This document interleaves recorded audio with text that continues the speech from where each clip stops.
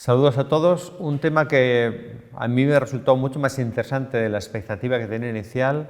es lo que la doctora Holben presentó como una vida de mujer, la evolución de las mujeres desde el punto de vista lipídico, donde uno aprende de una mujer lo complejo que es el desarrollo de las mujeres, al menos desde el punto de vista bioquímico y metabólico. Nos mostró efectivamente a lo largo de todo el espectro de edades y de las distintas situaciones fundamentalmente hormonales de la mujer, cómo cambian los perfiles lipídicos.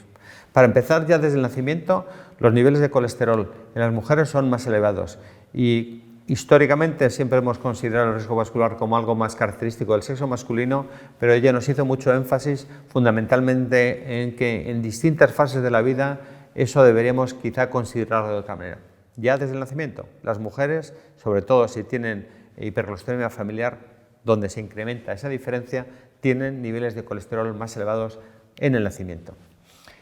Y aunque existen grandes variaciones en la infancia y gran superposición, en el sexo no hay mucha diferencia en los primeros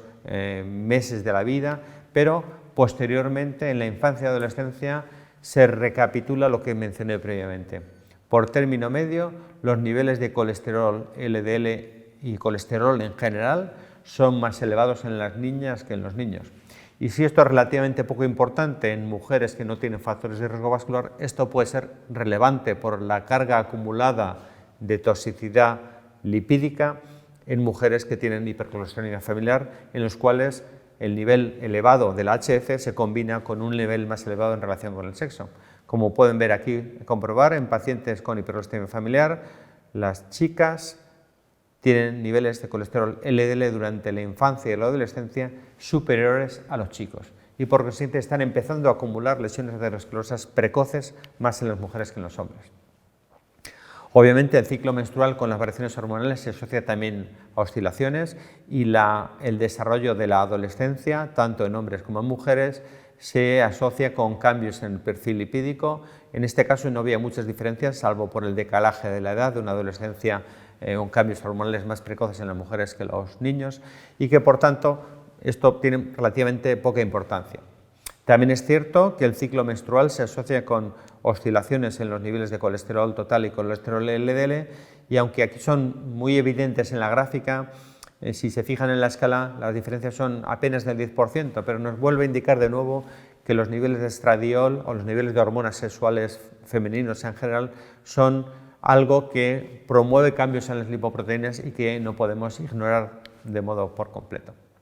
Pero sí, de nuevo, en los pacientes con hipercolesterolemia familiar, estas diferencias que parecen triviales pueden ser mucho más importantes en mujeres que tienen hipercolesterolemia familiar y que, por tanto, cualquier cambio lipídico está mucho más exacerbado en diferentes circunstancias de ciclo. Con relación con el embarazo tenemos una circunstancia especialmente interesante desde el punto de vista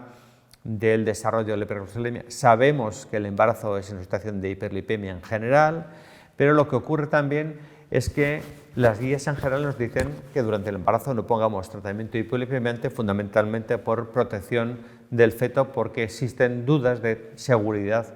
como sabéis.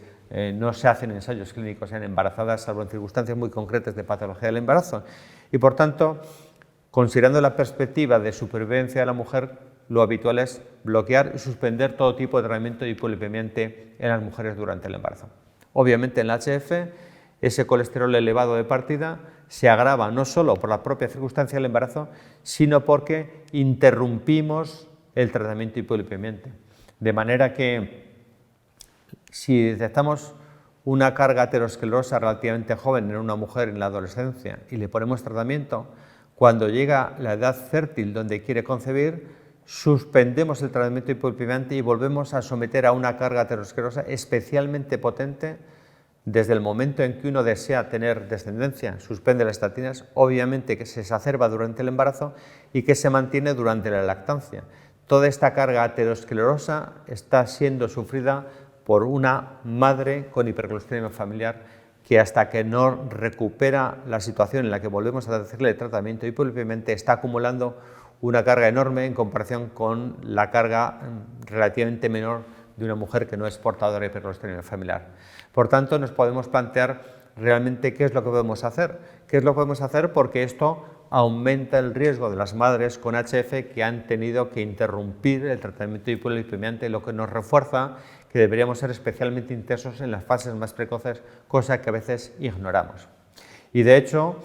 en las mujeres que tienen varios hijos, obviamente el tiempo que están liberados de tratamiento hipolipemiante es un tiempo en el que tenemos un incremento de sus complicaciones cardiovasculares. Si queremos tener más niños en Europa, si queremos tratar mejor a las pacientes con hiperglucemia familiar, debemos tener esto en consideración para hacer un tratamiento hipolipemiante intenso antes del momento en que van a concebir para poder ofrecer una protección adecuada a las mujeres.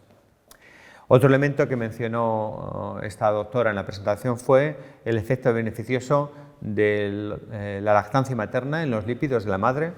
En este caso, contrarrestado si la madre tiene una hiperglucemia familiar en que normalmente no le vamos a dar tratamiento hipolipemiante. Tenemos que combinar estas dos opciones, el deseo eficaz de la lactancia materna y el tiempo de desprotección de tratamiento hipolipemiante.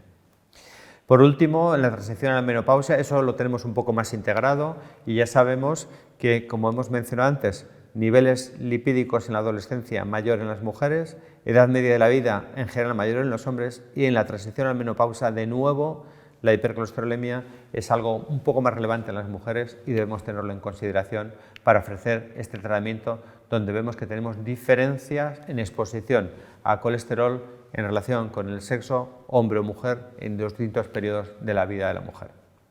Y obviamente en la menopausia conocemos que tenemos una elevación de lípidos y que estos se asocian con el desarrollo de complicaciones cardiovasculares. Como recapitulación, nos recordaron que en la hiperglucemia familiar la diferencia entre hombres y mujeres de riesgo cardiovascular queda abolida. Pueden comprobar aquí la edad del comienzo de complicaciones cardiovasculares no es significativamente diferente en hombres y en mujeres que son portadores de hipercolesterolemia familiar y que por tanto debemos tener en consideración esta circunstancia. En mujeres existe un exceso de morbilidad cardiovascular en todos los rangos de edad en lo que lo vayamos a considerar y hasta un 8% de las mujeres tienen una complicación cardiovascular en una edad media de 39 años. Este menor tratamiento agresivo, además, por el prejuicio que arrastramos en la mayoría de menor riesgo cardiovascular en mujeres, las somete a un déficit de control que deberíamos intentar y que, por tanto, considerar que no existen diferencias de género o de sexo en el riesgo cardiovascular en mujeres con hiperglucemia familiar y hacer el tratamiento adecuado que merece su riesgo cardiovascular. Quizá deberemos incluir el concepto no del nivel de colesterol puntual en un momento dado, sino la acumulación global de carga aterosclerosa que lo podemos medir en el número de años de exceso de colesterol de la misma manera que medimos la exposición a tabaco y que en pacientes con hipercolesterolemia familiar, especialmente mujeres, ese exceso es evidente y que ya aparece desde la adolescencia y juventud y por tanto, repito, a riesgo de insistir en ello, en que mujeres con HF jóvenes debemos tener en consideración todos estos mensajes finales, que las mujeres, como dijo la doctora Holben, tienen mayores niveles de colesterol en la infancia y la adolescencia, que les dejamos de dar tratamiento durante los embarazos y que por tanto debemos intentar esforzarnos durante los periodos en los que realmente podemos hacer tratamiento en controlar este factor de riesgo. Gracias por vuestra atención.